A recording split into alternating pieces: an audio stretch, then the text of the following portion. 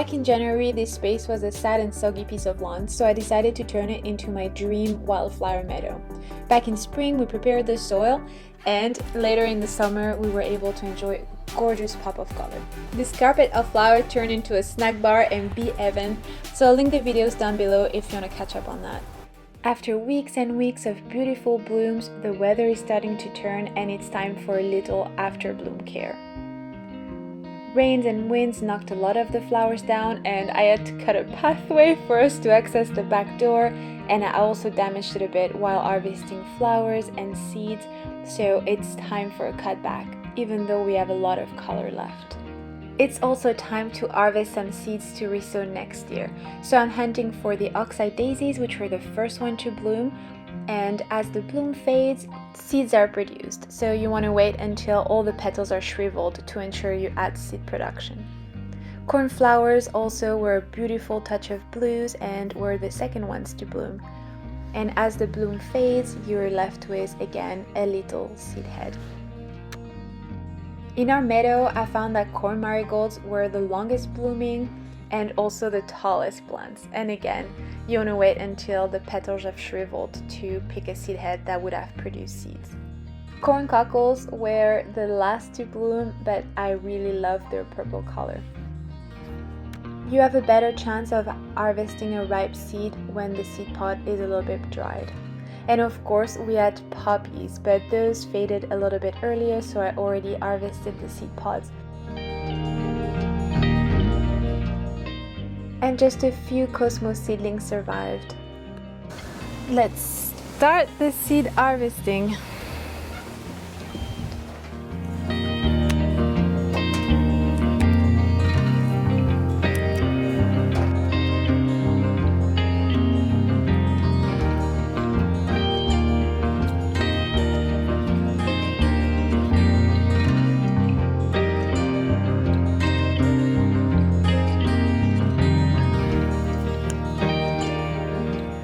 After my harvest, I just left those seed heads to dry in a cool, dry place for about a month.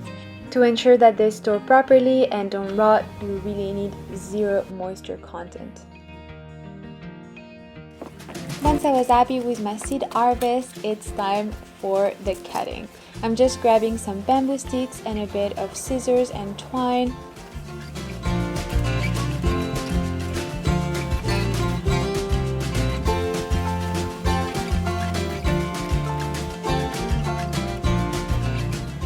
I had to cut the meadow by hand because of course the flowers were very tall, but also because I wanted to create some bundles. So I just created a little bit of a pile and used my twine to secure a bundle tightly together.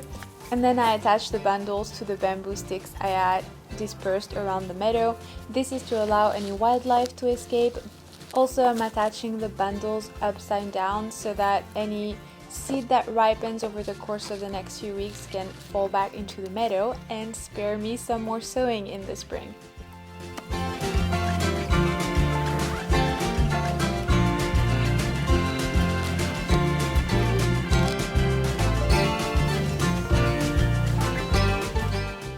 And then over the autumn and winter, I'll be keeping the grass quite short. It's easier to maintain, and also it means the space will be ready to resow next spring. You could also resow it in the autumn. That's also a good time to resow the Wildflower Meadow. A few weeks later, the bundles are dried, so you can give them a good shake to make sure any leftover seed gets spread out. And also I won't be adding any fertilizer to the space because wildflowers don't need it. Now let's check on our seeds. I stored them in our little flower shed. So those were nasturtiums that I harvested recently, but you can see they're still quite green, so not yet ready for storage. But it looks like our corn cockle and the other wildflower seeds are dry enough. Once the seed pods are completely dry and there's no moisture content left, it's super easy. All you have to do is squeeze out the seeds and then save them into paper envelopes. It's always best to store seeds in a cool, dry, dark place, and they typically store really well for years.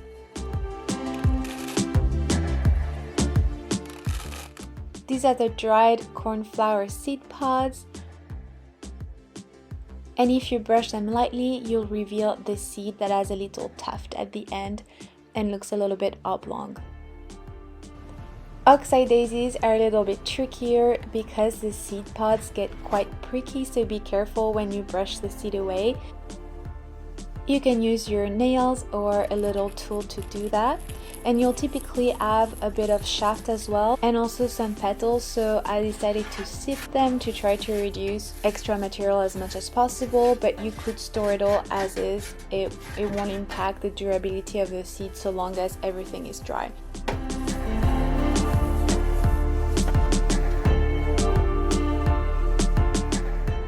I did exactly the same for the marigolds that had a lot of extra pistils and petals.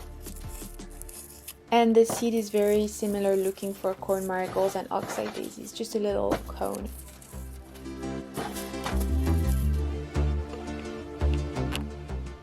The foxglove seeds that I harvested at the same time of the nasturtiums were also ready, so one last shake and we have hundreds of seeds to store.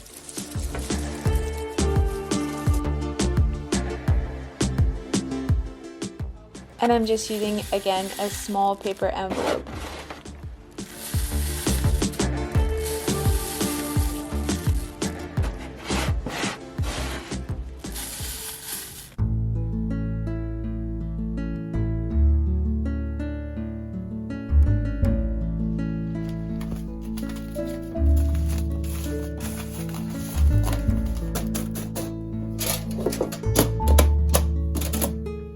It was just such a beautiful space to enjoy, both for us and for the pollinators, so I can't wait to start again next year. I hope you enjoy watching this video, and I'll see you next time. Bye!